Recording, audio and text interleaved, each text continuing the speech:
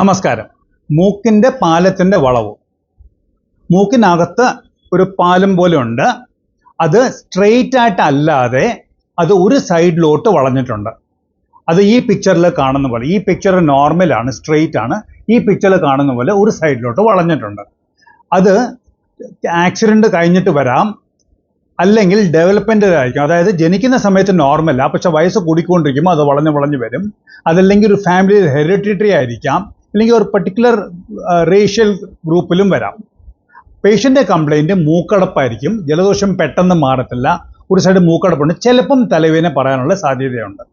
Severe കേസിൽ വെളിയിൽ പോലും മൂക്ക് വളഞ്ഞിരിക്കും. പിന്നെ അകത്ത് നോക്കുമ്പോൾ മൂക്കിൻ്റെ പാലം വളവും നല്ലപോലെ അറിയാൻ പറ്റും. ഇപ്പോൾ പേഷ്യൻറ്റിന് സാധാരണ പേഷ്യൻ്റെ കംപ്ലൈൻ്റ് ഒന്നും ഇല്ലെങ്കിൽ നമുക്ക് ഒന്നും ചെയ്യേണ്ട ആവശ്യമില്ല. പക്ഷെ കംപ്ലൈൻ്റ് ഉണ്ടെങ്കിൽ അത് ഓപ്പറേഷൻ ചെയ്താലേ മാറത്തുള്ളൂ. ആ ഓപ്പറേഷൻ 18 വയസ്സ് കഴിഞ്ഞിട്ടേ ചെയ്യത്തുള്ളൂ. അത് ഏകദേശം 1 മണിക്കൂറിനകത്ത് തീരും. അതിനെ സെപ്റ്റോപ്ലാസ്റ്റി എന്ന് പറയും. നമസ്കാരം.